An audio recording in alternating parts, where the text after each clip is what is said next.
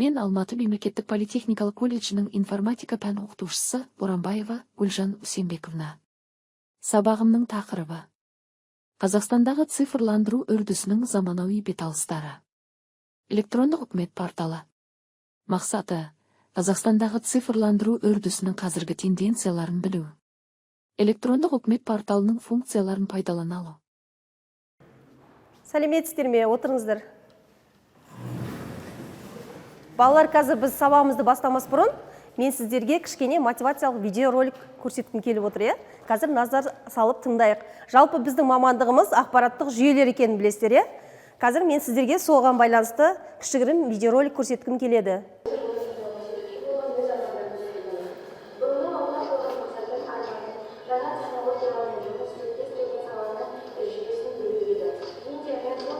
Балалар, жалпы ақпараттық жүйелер мамандығының қандай пайдасы бар екенін сіздер бейнеролик арқылы байқадыңыздар. Енді ортаға келіп, мына жерге біз конфеттен алсаңыздар. Енді сол бойынша екі командаға бөлінсек. Енді балалар, бізде екі командаға бөліндік, екі топқа. Бұл команда ЕГОП командасы және МГОП командасы.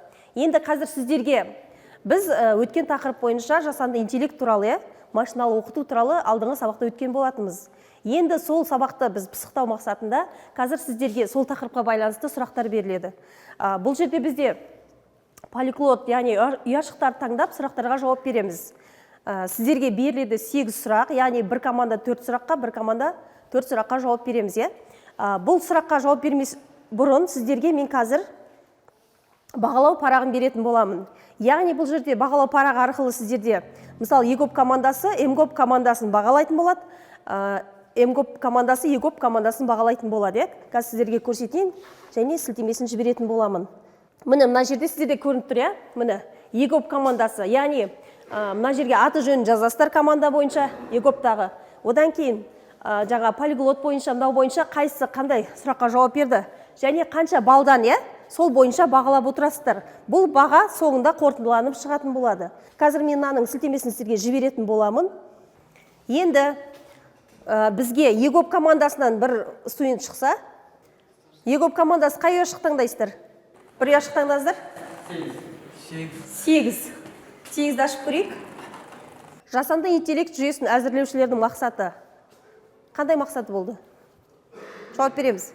Егер де МГОП командасы жауап бермесе, онда ЕГОП командасы жауап беруге болады. Айта бер. Өз іс-әрекетін формальды интеллектуалды орындаушы айналдыру ма? Қазір дұрыс жауабын көрейік. Келе ма? Яғни қандай? Жауап қабылдаймыз ба? Жақсы, отыра ғой. Келесі енді бізде ЕГОП командасы таңдайды. Қай ұяшық таңдаймыз? Бірінші ұяшықты ашайық. Жасанды интеллект термині нені білдіреді? Компьютердің немесе роботтың адамға тән интеллектуалды процесін орындаудағы тапсырма. Дұрыс жауабын көрейік қазір. Дұрыс па? Қабылдаймыз ба? Жақсы. Команда бағалап отырыңыздар. Келесі осы тақырыпқа байланысты сіздерге тапсырмалар беріледі. Қазір біз екі командадан бір-бір білім алушыдан шығайық та кезектесіп жауап берейік. Келіңіздер. Екі командадан бір-бір баладан. Ал дайындаламыз. Адамзат интеллектісінің процесін компьютерлік жүйелеу арқылы модельдеу. Бұл жасанды интеллект. Жасанды интеллект.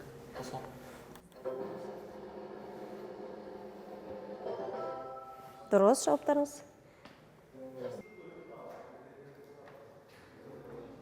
Енді сіздерге қазір осы жасанды интеллектке байланысты тест сұрақтарын жіберетін боламын. Сол бойынша тест тапсырасыздар.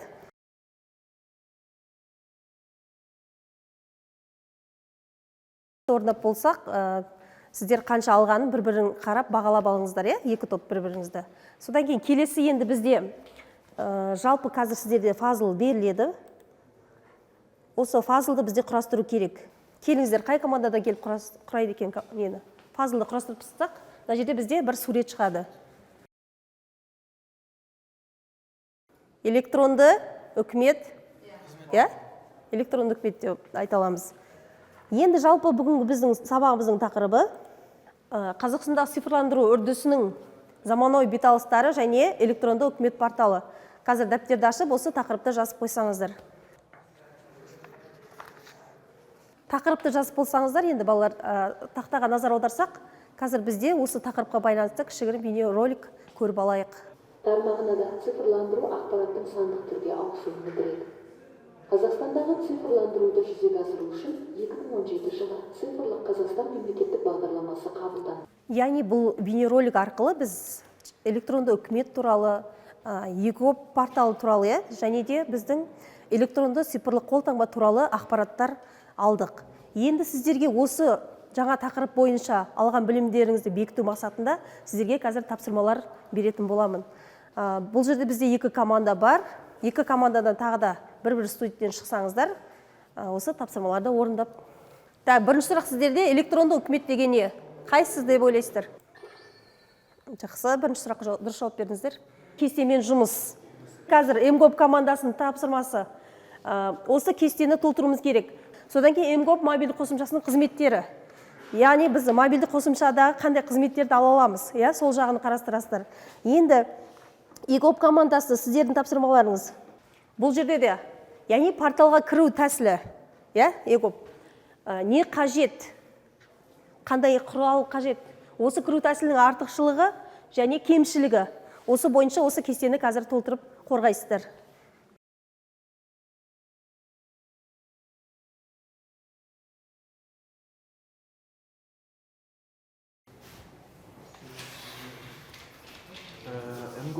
МГОФ мобайл сайтына кіру үшін бізге тіркелу тәсілі тұлғаның ЖСН немесе түрі арқылы көруге болады.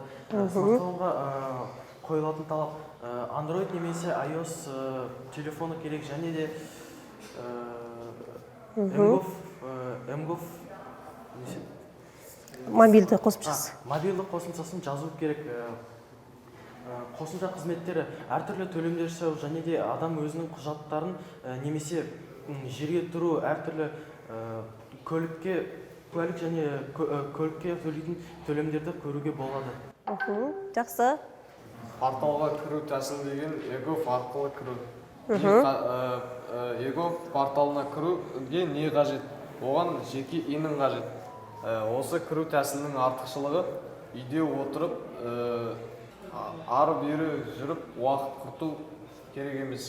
Осы кіру тәсілінің кемшілігі егофта кемшілік жоқ деп ойлаймын. Қазір сіздерде бағалау парақтарыңызды ашып көрейік, қай бала қанша бал алған екен. Яғни бағалау парағында әр топ бағалап отырған болатын. Яғни мына жерде сіздер көріп отырсыздар, бұл жерде бізде егоп командасының бағалары. Яғни бізде қорытынды бағалар шығып тұр. Жалпы көрсеткіш жақсы деп айтуға болады. Келесі бізде МГОП командасы. Бұл жерде топта көрсеткіштер көрініп тұр, яғни қорытынды бағаларыңыз мұнда шығып тұр. Жақсы бағалар алды деген, жақсы баға алдыңыздар. Енді келесі сіздерге қазір мен кері байланыс есебінде сілтеме жіберетін боламын, сол арқылы кері байланыс берсеңіздер. Енді сіздердің кері байланыстарыңызда тоқталып өтейік. Сіздерден кері байланыс, мен ені білемін. Жасанды интеллект туралы, егоп порталын қолдануды, жасанды интеллект жайлы мағлұмат. Келесі қарайық. Егоп және жасанды интеллект туралы не үйрендім? ЭЦП қолтаңба, МГОП электрондық көмек көрсету жайлы, егоп порталын кіруді үйрендім деп сіздер. Нені білгім келеді? Ол туралы толығырақ ақпарат білгім келеді деп сіздер. Барлығын білдім, бары түсінікті, болашақта егоп порталы туралы көп білгім келеді. Жақсы, бұл сұрақтарыңыз келесі сабақта қарастырылатын болады. Тағы да осы егоп порталы туралы көбірек мағлұматтар беретін боламын. Енді үйге тапсырма. Бүгін сіздерде үйге тапсырма жазып алсаңыздар, яғни ол үшін бізде информатика 10 сынып кітабынан, осы кітаптың ішінен бізде 206 мен 235 беттер аралығында конспектті жазу. Келесі тапсырмамыз кестені толтыру. Яғни біз бағана атап өттік, электронды үкімет дамуының іргелі 4 кезеңі бар. Осы кезеңдерге ерекшеліктеріне тоқталып, кестені толтырып келетін боламыз.